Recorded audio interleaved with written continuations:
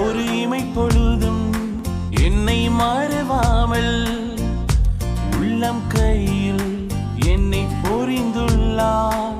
ஒரு இமை பொழுதும் என்னை மறவாமல் உள்ளம் கையில்